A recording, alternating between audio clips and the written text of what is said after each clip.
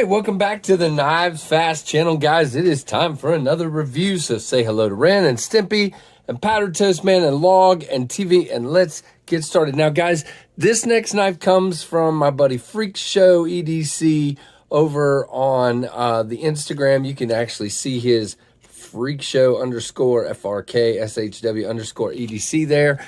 And there's his information. We'll leave that there because he also does sharpening services. If you guys are interested, you can work that out with him. But he sent me several knives, and the first of those is, and matter of fact, he sent me several knives I never would think I would get my hands on, but thankfully. I've got the Hinderer XM18 3.5 inch skinny skinner Turkey COVID USA made blade exclusive edition. Holy moly. So on the edge, on the surface, this is the XM18 3.5 inch skinny skinner. And again, it is the Turkey COVID edition with USA made blade because it was an exclusive with them during COVID where Rick Hinderer was in the shop by himself and he assembled 10 knives by himself because everybody else was working from home. And they sold them on Thanksgiving night on USA Made Blades Live. So there you go. And there is the COVID kind of edition there on the handle there. I mean, on the, on the block bar. Wow. Okay, so you got this G10 scale here, guys. You got a flat. By the way, I'm going to start by saying this. I am not a Hinderer connoisseur yet. I am not a Hinderer expert. So if I say things wrong and don't refer to things right, I'm sorry, Hinderer people. I apologize up front. I am learning. This is the first Hinderer I've ever handled. So I know this is a flathead screw. Obviously, you've got this really heavily textured G10 handle material, and you've got lots and lots and lots and lots of jimping. And that led to a lot of questions and got people letting me know that these are made because Rick was a firefighter and wore gloves. And so it was very much made to be gripped with gloves, which would explain all of the jimping and that kind of thing. Heavy, heavy jimping on the back here, jimping back here, jimping under here, jimping everywhere you can see. Now, it's not horrible, overly aggressive jimping, but it is definitely not really simple jimping. It definitely grabs you and would probably feel better with gloves. It doesn't bother me a whole lot. As a matter of fact, I've kind of been gripping this one where my thumb is up here, kind of on that downward slope a little bit, which is interesting. But, it actually works. You do have titanium with kind of a stone wash or acid wash looking thing. Man, my focus is really struggling. There we go. You do have a not deep, not loop over 2-screw pocket clip with that much sticking out of your pocket. Pocket clip is fine for me. Good retention. No problem whatsoever with that pocket clip. Now, Jeremy put an edge on this guy. As you can see, a screaming looking edge, but it is a working edge. Jeremy uses this knife. I have cut with it. It does cut really well. But, there you go. There's the story behind the edge. You have, again, this either, let's see if it tells me, it's a stonewash and stonewash on the lock side as well. And you have the Hinderer logo there, which is kind of a Mustang, I believe. You have thumb studs, which also double as the stop on the knife here, stop pin, stop piece, whatever you want to call it. And there you go. And on this side, you have USA and CPM 20 CV. You got this really super interesting, almost like a harpoonish looking Skinner blade here, drop point, I guess you would say. Clip, I don't know. Let's see what they actually call it over here. Well, it's a Skinner. They call it a Skinner. So there you go. So I'm on Hinderer's website. These do not currently appear to be available anywhere. They do run about $425 for the stock model. I did not get to ask Jeremy, but I would guess that this USA Made Blades exclusive was more than that. You do have a lanyard hole back here. I like the way his screws are done. You have the screws nice and flat here, and you have nice embedded, basically back, pins for that to screw into.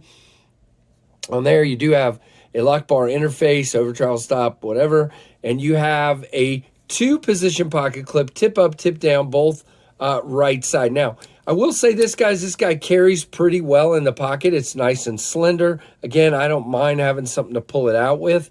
And that grip of that G10, you're going to get a hold of that.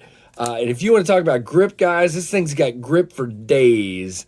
Again, gloves would probably be a little bit better for some of you, but as far as ergos, it feels really good in the hand. Again, that jimping is a little aggressive, but back here, the pocket clip is not an issue. You can really bear down on this, and it feels really good. I would not recommend, you can. It is a finger choil, but again, you are pretty close to that blade. But if you kind of do the trigger trick and stay back here, it works pretty well. And you can come up here in this kind of spoon area like this or like this, and this knife works really well. This is the 3.5, so a little bit bigger blade, which I dig. We'll do some comparison here in just a moment. Swedging up there at the rhino horn, or there as you would call it. Really, really cool looking knife. Now, as far as action, which is not the main thing, let's talk about this flipper tab. Yeah, I get it. Here's why that flipper tab is there. That sucker cradles your gloved hand, if it were gloved, so well. And it is literally, that is the function of that little hook. And it is, by the way, this is also shows you the tri-way pivot. This is currently running. Jeremy's, all 3 of the ones he sent me are all running on bearings. And so there you go. Really, really cool, guys. Now, action-wise, you can see it, no problem. The detent's pretty good. There you go. Pretty good. Plenty good for me. Snaps right out there. And as you can see, once you get it past the detent, which is a little bit of a chore because, let's see, where does it, right there. It's not that bad, but, you know, it definitely, you have to get it past that point and then it will drop for you. Really cool. Now let's talk specs and then we'll do a comparison here. Again, this is not going to be an exhaustive review because you guys have probably seen reviews of these 100 times. I'm just giving you my thoughts and impressions on these Hinderers. Blade grind is a Skinner. The blade length is 3.5. The handle length is 4.75. The overall length is 8.75. Blade thickness 0.16. So again, a little on the more task-oriented, big, thick, not big, thick. I wouldn't call it super thick, but it does come down to a very nice edge there, as you can see. Very, very cool. Jeremy's card fell, but that's okay. You guys have seen it. Handle material black, Coyote G10, I believe you would call that, or Tan G10.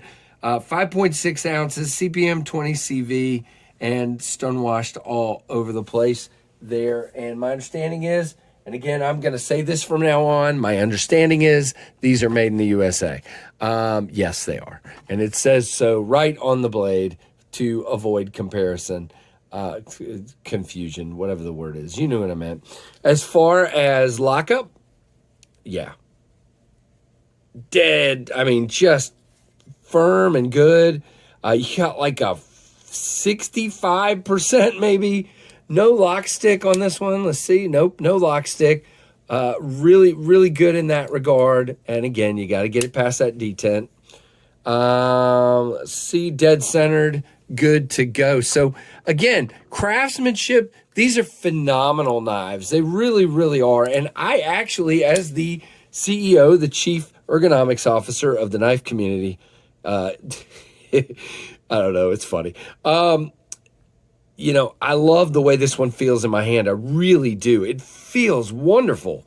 Again, the jimping's a little aggressive and there's too much of it for me. But again, it's designed for gloves. If I had gloves on, I bet it would be great. I should have got my gloves out, but it's all good. So there you go, guys. That is the Hinderer XM18 Skinny Skinner Turkey COVID USA made blade exclusive edition. And this one will be going back to Jeremy. And Jeremy, I am so thankful, man. Oh, wait, I forgot to do the comparison I was going to do. So here is the PM2.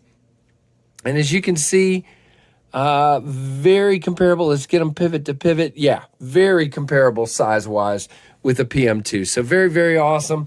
Jeremy, thank you so much for sending these along. I hope I did a decent enough job, even though I am not a Hinderer expert. Brant is going to come on here and tell me, Hinderer collector Brant is going to come on here and tell me I missed something important about the knife, and that's because I'm learning about them. So thank you. So, and by the way, I am serious when I say this thing can cut. It really does cut really, really well. The blade is good and sharp, and it is a paper and cardboard shredder. So thanks, guys, so much. This is a little longer. I'm still learning about these knives, so telling you what I know. So there you go. Thanks so much for all you do, guys, for your support, and give me a thumbs up and a comment, and thank you for watching the Knives Fast channel.